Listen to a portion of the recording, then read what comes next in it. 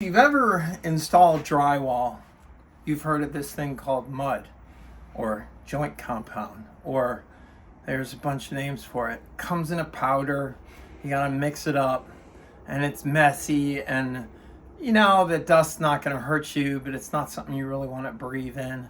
And why do you need it? Because you gotta cover this seam. So our goal here with ViteWall is to make this seam disappear. And I'm confident that I invented a Houdini disappearing seam for ViteWall. And it's a combination of this tape, which is a radiant barrier in and of itself. And now let me just show it to you.